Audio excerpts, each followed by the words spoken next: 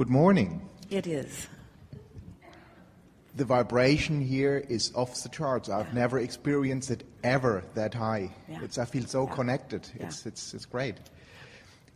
The one question which popped into my mind this morning, and I knew that you would pick me first, is I very often think about somebody in that very minute. For example, my wife is in Thailand currently, and we do not have any times where we call each other, but very often we basically, one will call and the other one is already on the phone. So almost as expected. So that vibrational connection, how can I consciously create that? Well, the best way is to acknowledge it as you are, because the more you acknowledge it and practice the vibration of it by repeating the fun of it and the thrill of it and the frequency of it, then the more you practice that vibration and the more you receive it. It also helps, you following that, of course. That's the best way to encourage anything that you want, is to focus upon it and deliberately activate the vibration of it within you. Even when you're not feeling it, talk about how fun it is when you do feel it. You help us also to talk about something important, and that is the convergence, because that's really what law of attraction is about. It is about a convergence. So when you think about this vibrating world and all of these vibrating consciousnesses in humans and others who are sharing this physical planet, then what you begin to understand is that when one or the other of you holds one or the other of you as your object of attention and you are in the same frequency, it's just like ringing you up. In other words, it's like a vibrational ringing you up. It's a vibrational text, so to speak. You have all had Facebook long before you had Facebook. Because you are all interconnected in your problems, in your solutions, in your traumas, in your dramas, and you've all been having those experiences for a very long time. So acknowledging it and practicing the vibration of it. Accepting that you are a vibrational being, and even playing some telepathic games. But we wouldn't get too heavy on that. We would just acknowledge it when it is working. Okay. Something more? The same is true for dogs and for animals, I assume? Esther likes to play the game, especially on the highway when there are animals at stoplights. She likes to will them to look at her with her mind. And they are very receptive. They're very receptive. They can feel you looking at, even the squirrel out on the tree outside the window. Goes up there and Esther says, "Hello, squirrel," and the squirrel goes and looks right at her. Okay. In other words, the animals are the very best to practice this telepathy, because they are tuned to the frequency of happy all the time. Okay, so one more in that direction. What about people who passed on in this life and where you want to connect to their spirit? How do you do that best? That I was not able to yet. Especially that. We think it would be helpful.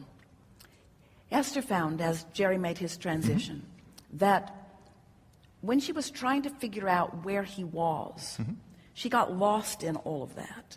And then she would forget about looking for him where she couldn't find him. And she would get busy about what she was doing, and there he'd be, interested in what she is doing. So it's about choosing a focus that you believe, as best you can figure out, that they might be interested in. So first of all, it has to feel good or they're not interested. Next, as the longer you spend focused, so the higher frequency you get, the more compelling it is. The more focused you are upon something, the more likely they are to join you. Not just someone like Jerry that you have identified, but all that is non-physical are ready and willing and able to converge with you. The question is, where are you? It's a little bit like Esther said to Jerry, "I think about you all the time." And he said, "How do you know it's you thinking about me and not me thinking about you?" And we say, what difference does it make? In other words, it doesn't matter who starts the thought. If Esther is in a high-flying good place and she thinks about Jerry, she can feel him right there. If Jerry, who is always now in that high-flying good place, is focused upon Esther, which don't tell Esther, but he's not focused upon her all of the time. There are other things that interest him. Yeah. When he's focused in this high-flying good place, and he is thinking about Esther, that is what, if she's in the vibrational vicinity, what brings her right in. Yeah. Because again, it's always about the vibrational lineup. Always. And so you can't control what anybody else is doing with their vibration, but you can control your vibrational proximity. And we would like to say to everyone, whether you're moving around in a physical world wanting to rendezvous with the delightful things of a physical nature, or whether you are like Esther wanting to rendezvous with the delightful things of a non-physical nature, what difference does it make who you're rendezvousing with if it's delightful when you rendezvous? Right. When you think about it, what difference does it make? Aren't you willing to have fun with anyone who is ready to have fun? Absolutely. Aren't you ready to have a stimulating conversation, even if it's with a squirrel? Absolutely. Yes. Don't you just love It's fun. tending to your frequency and letting law of attraction match you up? And Yes. that really is what we're wanting to say in the strongest way. If your intention is not to rendezvous with somebody that you can't find, or not to have an experience that hasn't come to you yet, but if your intention is to find the most highest, flyinest frequency that you can find, and you're giving that high flying frequency your dominant intention, that's what you're looking for. Alignment, alignment, alignment, alignment, feeling, feeling, feeling, feeling. It is our promise to you that law of attraction will orchestrate rendezvous. Esther says to friends frequently, you just can't make this stuff up. We could have never orchestrated that. We didn't have the information or the ability to bring all of those things into conversation or into experience. There's no way we could have orchestrated this. But law of attraction, source energy, those non-physical beings who are focused upon you, who do care about you, are orchestrating things all the time. If you'll tend to your frequency, you'll have the rendezvous all day, every day. To the point that you'll be like the kids who are having such a good time, and when that phase of their fun stops, they're looking for the new phase of the new fun. And parents want to say, you greedy little bugger, haven't you had enough stimulation for now? Does the entire world need to revolve around you? And the answer is yes, yes, yes, more fun now, more fun now, more fun now. I never want to be in a moment that things are not flowing to me in a way that lets me feel the aliveness of that which I am. And the more you know that, the more non-physical energies who now know about life more than you could ever imagine yet about life will flow through you and raise you to levels of livingness that you have not ever experienced before. All right. Of course, you're having those experiences all the time, but they are infrequent. You rise to them occasionally.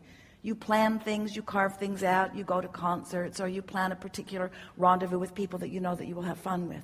But you could be living in this high frequency all the time with non-physical energies joining you.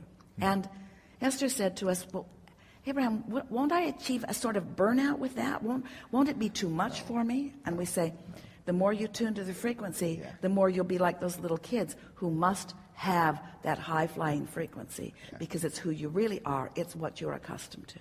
Right. Yeah. Thank you, Esther. Yes, indeed. You're getting better and better. Well, we're all in this together, aren't we? Yes. Jerry wanted to make a sign that Esther would wear that had Esther on one side and Abraham on the other. Because we look so much alike. And particularly when he would hear Esther trying to explain Abraham to a friend, and he would stand behind and go,